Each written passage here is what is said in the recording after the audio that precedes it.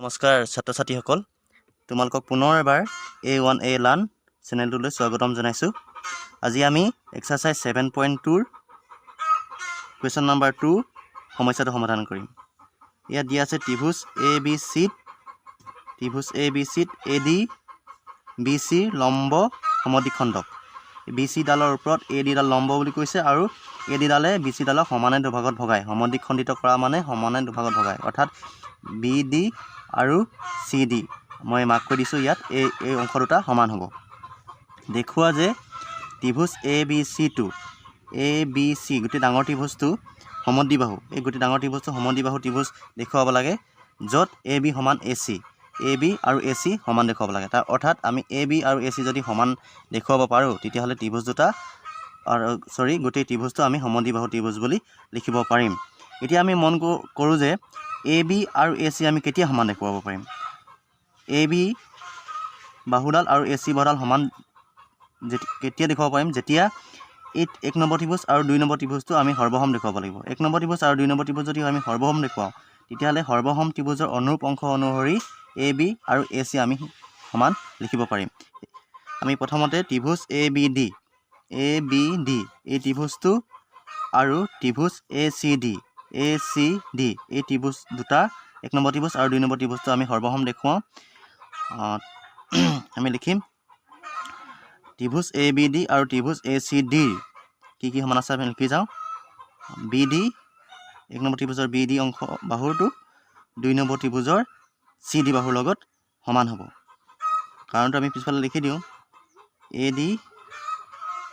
সমদ্বিখণ্ডক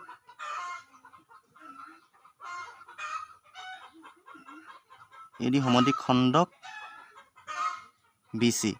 AD ডালে BC ডালক সমদ্বিখণ্ডিত কৰাৰ কাৰণে আমি এনেকৈ লিখিছোঁ AD ডালে BC সমদ্বিখণ্ডিত বুলি প্ৰশ্নটোত দিয়া আছে তাৰ পাছত আমাৰ কোণ এযোৰ 90 ডিগ্ৰী আছে 1 নম্বৰ ত্ৰিভুজৰ এইটো কোণ 90 ডিগ্ৰী আৰু 2 নম্বৰ ত্ৰিভুজৰ এইটো কোণ 90 ডিগ্ৰী কাৰণ কেলে AD ডাল লম্ব বুলি দিয়া আছে প্ৰশ্নটোত আমি এইখনে লিখিম ADB সমান এফালে কোণটোৰ লগত এফালে কোণটো সমান হ'ব কোণ ADC সমান দুইটা 90 ডিগ্ৰী হ'ব সেইকাৰণে 90 ডিগ্ৰী হ'ব আমি ইয়াত লিখি দিওঁ AD লম্ব BC AD ওপৰত BC লম্ব এই শৰ্ট ফৰ্মতে আমি লিখি দিলোঁ তাৰ পাছত আমি মন কৰিলে দেখোঁ 1 নম্বৰ ত্ৰিভুজৰ AD বাহুডাল 2 নম্বৰ ত্ৰিভুজৰ AD বাহুৰ কাৰণেও একেডালে বাহু সেইকাৰণে 1 নম্বৰ ত্ৰিভুজৰ AD বাহু আছে 2 নম্বৰ ত্ৰিভুজৰ AD বাহু আছে সেইকাৰণে আমি ইয়াত লিখিম AD সমান AD উমৈহতীয়া বাহু বা সাধাৰণ বাহু মই সাধাৰণ বাহু লিখি দিছোঁ ইয়াত সাধাৰণ বাহু ত্ৰিভুজৰ তিনিটা আমি সমান অংশ পালোঁ তিনিযোৰ বস্তু আমি সমান পালোঁ এটাকে লিখিব পাৰোঁ ত্ৰিভুজ দুটাৰ সৰ্বসম ABD সৰ্বসম ত্ৰিভুজ ACD ত্ৰিভুজ দুটা আমি সৰ্বসম লিখিব পাৰিলোঁ এতিয়া চৰ্তটো কি হ'ব চৰ্তটো হ'ব এযোৰ বাহু BD CD এযোৰ বাহু আৰু এযোৰ কোণ ADB আৰু ADC এই কোণ এইটো কোণ এই দুটা কোণ আমি সমান পালোঁ দুযোৰ আৰু AD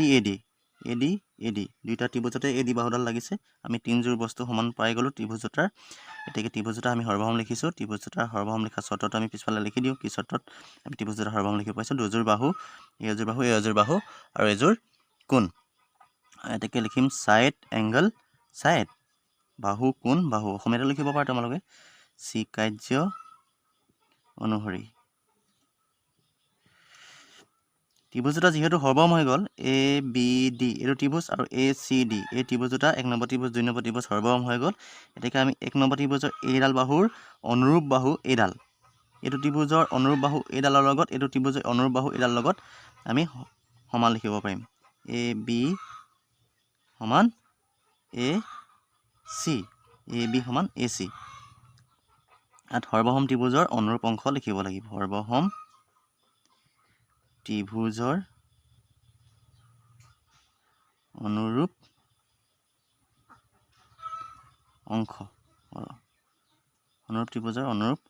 অংশ একে আমি এইডাল বাহু যিহেতু হৈ গ'ল তেতিয়াহ'লে আমি লিখিব পাৰিম ABC অৰ্থাৎ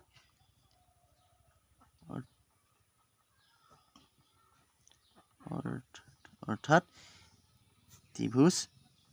ABC এটা সমদ্বিবাহু দুডাল বাহু সমান সমদ্বিবাহু ত্ৰিভুজ